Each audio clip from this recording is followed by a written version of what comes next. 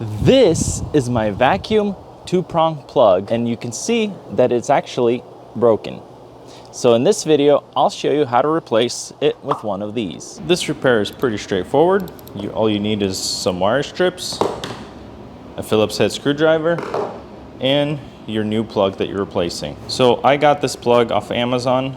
Instead of two-prong, I got three-prong, but you can also buy a two-prong. I just figured for vacuuming, when you're pulling it, this will give me more stability. Even though I'm not using the ground, I'm only going to be using these two. So that's why I went with the three-prong, but the process is identical, whether you're doing a two-prong or a three-prong. Step one, take something and cut this all the way as closest to the end of the plug. That way you get more cable. So I'm going to use my wire strips and just cut this off.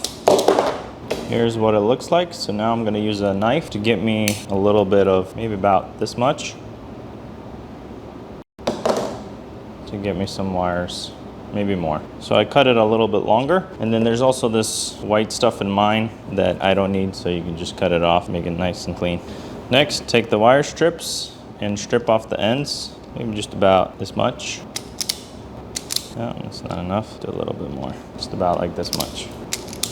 Step two, take your plug. There's usually a screw, and you want to loosen that until you can open it up. And this is what it looks like inside. So you'll notice the screws are three different colors. You have green, gold, and silver. If you had only a two-prong, I think you would have gold and silver only, and not the ground. So this is where the ground goes, which we're not using. And we have white and black. So white will go with the silver screw, that's our neutral, and black will go with our gold screw, which is our live wire. So you want to loosen these screws about this much, both sides, and then we're going to try to loop the wires around them. Typically you want to loop it in the clockwise direction, so that way when you tighten it, it goes in the same direction. So kind of like this, and then tighten it.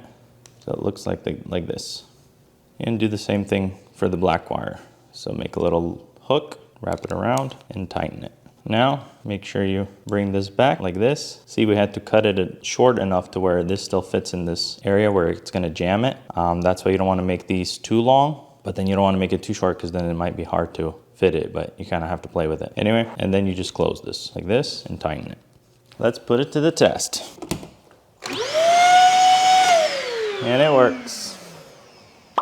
You fixed it? Yeah.